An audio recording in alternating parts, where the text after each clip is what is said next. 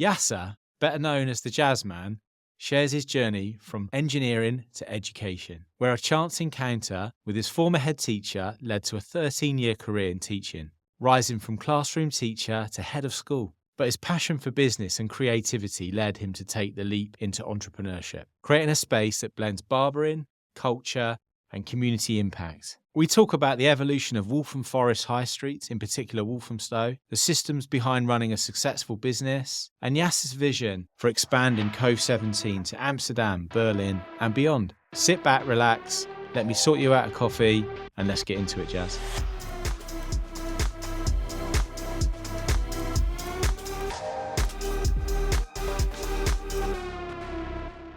Hey everyone, welcome to Work This Way by Foundry. Today we are recording in Walthamstow, E17, London.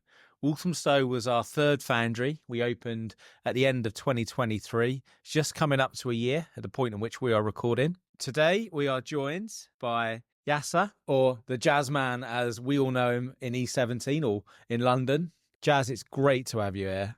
There's so many levels. And your journey to founding Cove 17, which is just not any old barbershop. And anyone that's from around here knows that there's something quite special that you and your brothers are effectively delivering. It took me 18 months to get you all the way down St James Street from Crate, which is where you've got shot number 3, to come down to Black Horse Road. And thanks for coming with us on this journey. It's been great having you here on the ground floor in reception with the team, and it's just been fantastic to see you build that business and that customer base here in Black Horse Road. Jazz, let's get stuck into you.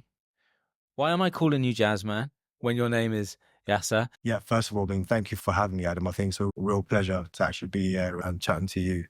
And as you said, there's been a number of years and months in between, us doing various different things together. I am a Walthamstow born and bred. As part of that, if you know yourself, if you spend enough time in one location or one area, you generally gather a number of names depending on, one, how people might pronounce your name, and two, how could people link certain things to you. So the Jazzman's an interesting one. My name's Yasser.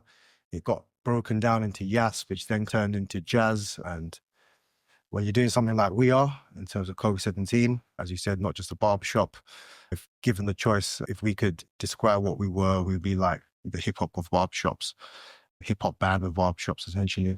Jazzman, Jazz, obviously Walthamstow through and through, E17. You've seen a lot of changes in this place. You've been around, you know this part of town really well. I'm assuming you were born in Whipps Cross, Leytonstone. Tell us your story. Yeah, born and raised Leytonstone. Whipps Cross, obviously, alongside Harry Kane and David Beckham. And yeah, born and raised around there, went to school in Leytonstone, quite a nice area. Walthamstow was always that part of town growing up, where there was always something going on. There was always a buzz about town. You had the market, right? The market. Longest market in Europe still, right? Longest market in Europe, yeah. Of course, you want to tap into the area. And again, the amazing client base that we have. Without them, it's not possible. But you begin to understand actually how diverse this borough is and how, talented it is as well. How many different people there are from different walks of life and experiences who come through that door. Jazz, it's really interesting to hear about how authentic the vision is for Cove and how I know how selective you are about where you go. So thank you for coming to Black Horse Mills with us. I know how much the local communities mean to you and the high streets and places that you've got Coves in at the moment. So we've got Wood Street, Hoe Street, St James Street, Black Horse Road, and you've got your first franchise model. That's correct. Yeah. In South East London, Elephant and Castle. That's correct. So you've got 5 effectively Cove 17s at the moment out there operating. It's really interesting for me to hear about the juxtaposition of you being so creative and so all about the brand and out there and working in the local communities, but actually to hear about your obsession with systems, because I know, and this is what has always really impressed me about you, there's a couple of things that have really impressed me about you, but the first thing for me is that systems obsession. You were well ahead of other booking platforms. When the pandemic hit, you were good to go. That's just one example. And I appreciate that in terms of you even being able to identify that and look at that. And yeah, creativity is an interesting thing. I liken this to the fact that maybe why I feel calm when I hear the most craziest jazz there is in the world. Like some of the fastest jazz is probably the most calming for me. So I don't know. There's strange relationships we have sometimes with things, and things come in waves. I definitely feel as though going back to probably when I did engineering at uni. So definitely my whole kind of take on things was geared towards engineering. And so I came out almost feeling as though that kind of knowledge and passion I've got of the engineering element and the systems element, et cetera, yes, that helped directly with what I did straight after that. So I went into a teaching career. It's interesting because I feel as though, yes, those are the greatest strengths I probably had as well, but it's how creative you can make a system as well. So there are certain tools you're going to have to use, and there's certain ways you're going to have to use those tools in order for it to be effective. How I might apply a 2 vacuum size might be different to how the other person might be applying a 2 vacuum size, but that's interesting as well when it's home. We both know the system, but we're both applying it in a slightly different way. Does mine come from years of experience? Is that what it's all about? It's just how often you do something. It's an interesting thing. And we have these conversations at the team all the time. I can imagine you get quite deep in your team. We have interesting models that I always throw out there. Yeah, we like things to be, okay, it needs to be this way in order for the execution from the person coming into the shop, because they've got a reminder email, to the minute they leave. And what was that all about?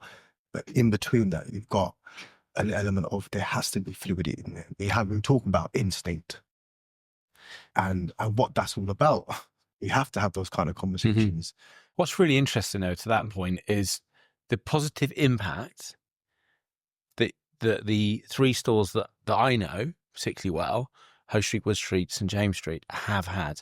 The peripheral, the ripple effect of you guys being there, doing what you do every day. And the key is consistency. You are there and it is busy all the time. Thank goodness you've got the booking systems, because it makes it super efficient. People know when they need to be there and when they're going to get their haircut. But from our perspective, especially from my perspective, high street regeneration, the impact that those 3 have made in particular, and the one that I know really naturally is the one in St James Street in Crate, which we did together. That's 6 years old, coming up to 7th year. And you're still there. You still looks amazing. Still looks like a cave when you go in there, and you're still putting on music and doing all the things you do to activate the space. But you going into Crate St James Street, you were a massive activator, ambassador, and it's fair to say that St James Street as a place has come on massive change in 5 years. The first project in 2016, of course, we wanted to give that kind of impression. Of course, this is something that we are dead serious about and really want to do well or succeed. Like people coming past going, oh, you guys come over from Hackney or Start Newington. I'm like, no, we're local. Yeah. And again, there you go. We were already presented with a challenge in our own town. People weren't looking forward to that element of change that was coming about, because we decided to sand our floorboards down and varnish and 14 coats and expose the beams, and as part to say, look, this is the original interior of this shop. We're re-stripping this back. Yeah, Wood Street is special, isn't it? You go in Wood there. Street, yeah, right. So Wood Street's got the original 80s floor, Colvin's. Yeah. Obviously, there was a Cobbler's next door to that. Yeah. I was using back in the day. And Colvin's was obviously a hardware store, which was rocking at the time, especially during the 80s and 90s. You'd go there for pretty much everything you need. And then obviously the home base and DQs came to really challenge those. And then we know where we are now with those kind of businesses. I think it's so interesting to hear your view on the high street. Why do you care so much about our high streets, and in particular your high streets in Waltham Forest? If you look at areas, if you look at what makes an area, people always look at the high streets. It's got to be, what have you got up your road, atop your road, which is going to give you an experience? Is it something you're going to do after hours, after work? Of course, everyone's entitled to that.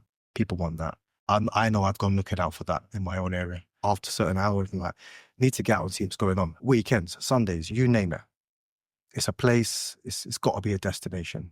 Waltham Forest, in general, yeah, we've got those high streets. I definitely felt over time, you could see how some businesses were succeeding and were open, and there was a lot of gaps, a lot of derelict shops.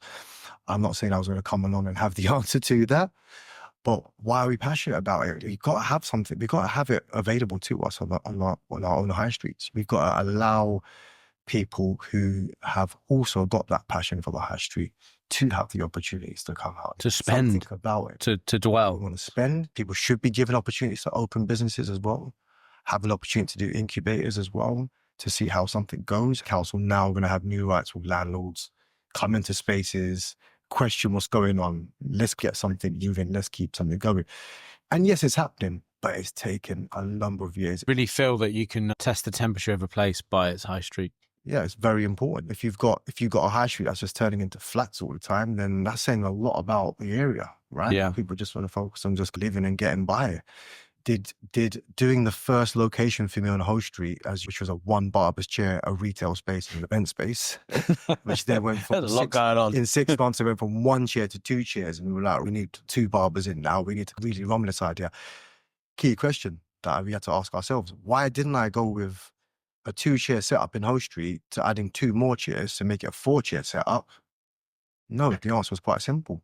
If this is what the impact we've had on this high street so far, and we knew that Clapton Craft were already there, there were a few other shops that were already there to create a bit of a culture about, let's get back into our high street, let's spend local, let's look at the quality of what we're doing.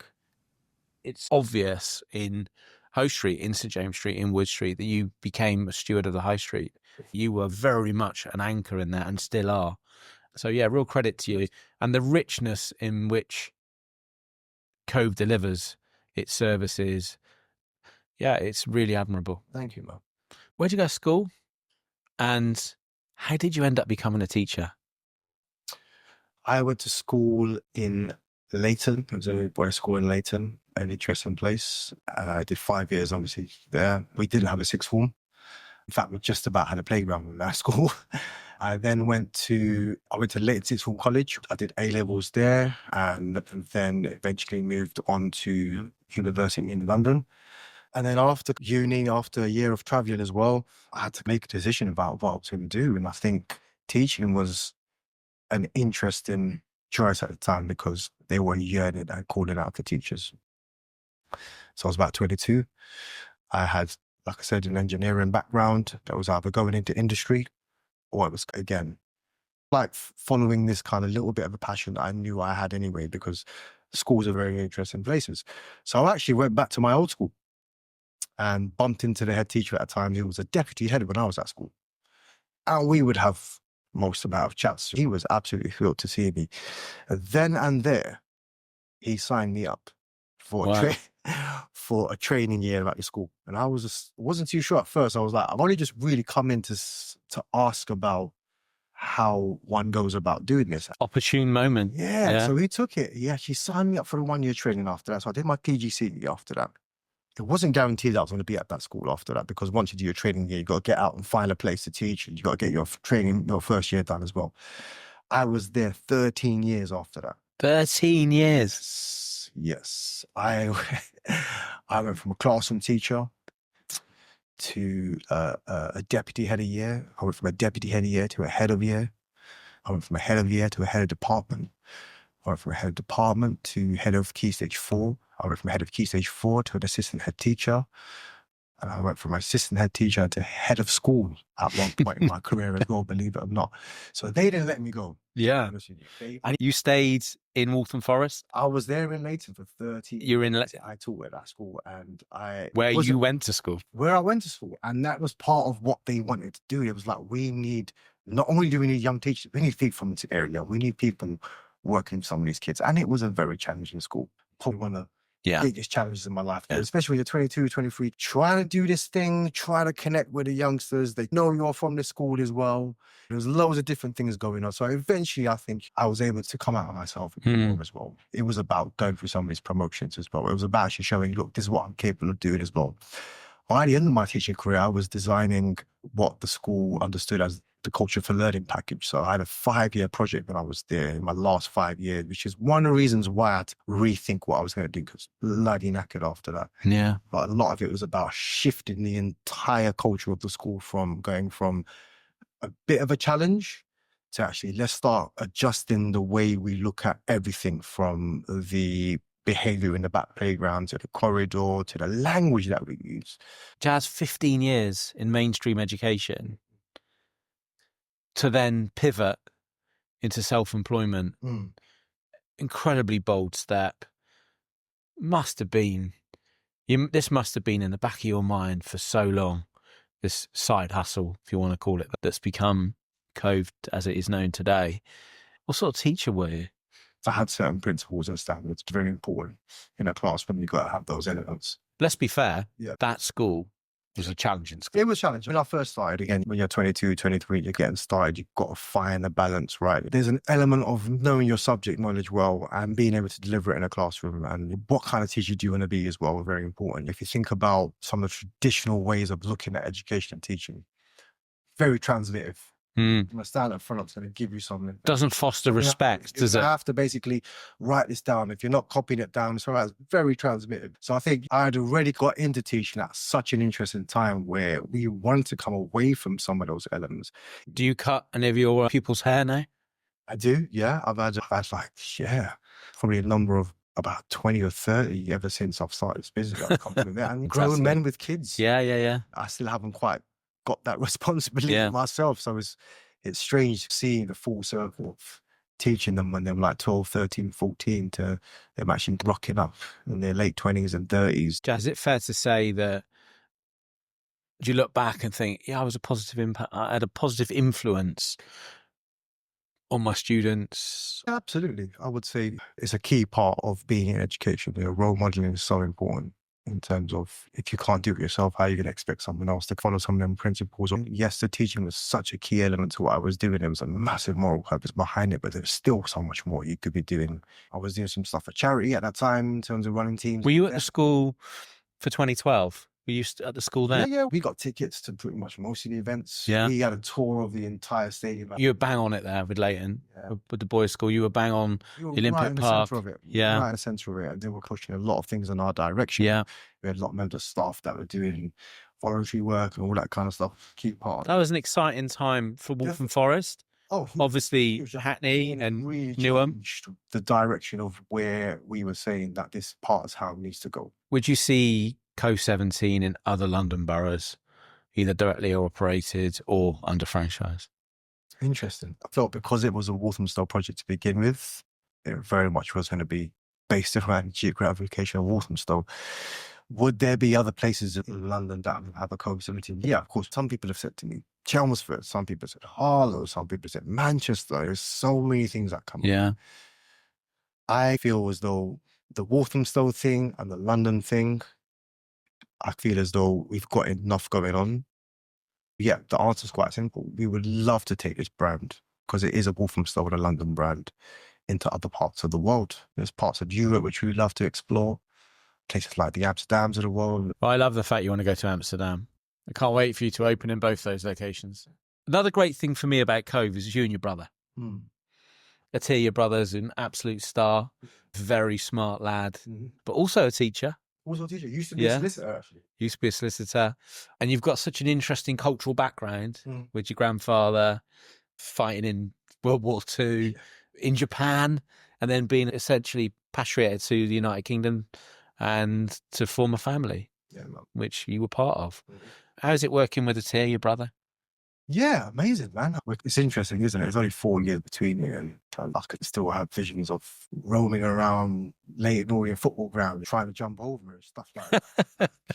Trying to break in. Yeah, we had some crazy ways. Had all fun, and parkour was just natural to us. Was Atiyah always the businessman? I would say so, yeah. He always had that element of understanding numbers and money. We came from quite a deprived and challenging background, I'm not going to lie. And Atiyah, of course, he's always been that kind of role model for me in a way as well. I've learned so much from him. And again, he was someone who was at 6, 7, had cash on the hip, and I'd like 10, 20 quid from him. 6 or 7. He was really young, and he was well aware that, and he was even aware of the element of commission as well. It was interesting, so young. He's a smart boy. I just want extra back anyway. Yeah. Well, you know, don't give me the 20 quid back. We've had an interesting relationship, man. We definitely were the kind of like the yin and the yang growing up, definitely. he was definitely more of a heated element as well to him, which was great. Like, it definitely stick up for you in situations when you needed a younger brother to get stuck in. No, he's a really nice boy. Yeah. Jazz, lot going on. Yeah. Aspirations, Berlin, Amsterdam, hopefully. How do you switch off? Yeah, I think the short answer is you can't always switch off in business, I'll be honest with you, because I think there's elements that you can be involved in the business which do allow you to have an element of switch off, similar to what I think you were saying right at the beginning in terms of having this as your project, to have these moments of reflection on whatever it is. Mhm. And I find that really interesting because there's loads going on, but this does form a real kind of core in terms of what you're doing. Do you listen to stuff, podcasts? Yeah, I know you love your music. I'm a musician. I play, at the moment, I've played a couple of bands. Most recently, I was in a punk band. I'm a drummer for a punk band. We did Drummer in a punk Yeah, band. we did a gig at XL Brewery last November.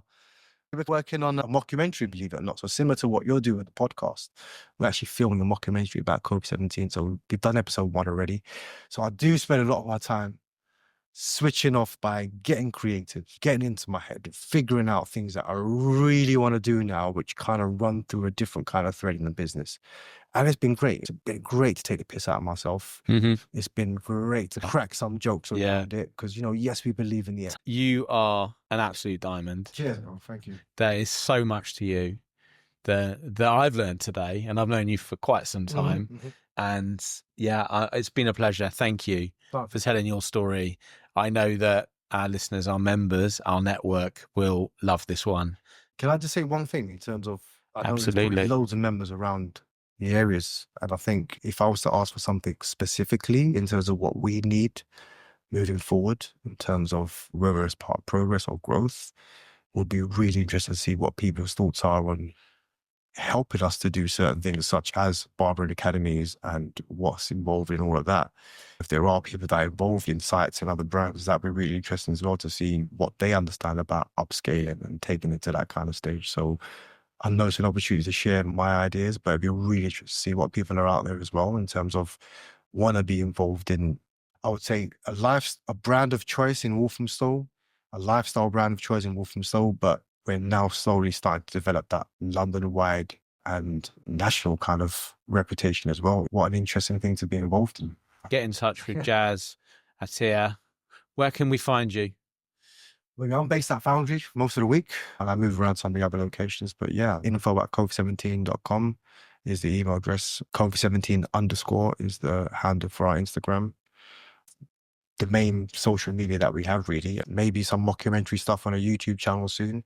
And our website, there's loads going on there, covid17.com. Enough there in terms of to get a vibe and a feel of who we are and what we are. So yeah, thank you for having me. Thank you, man. It's been a pleasure.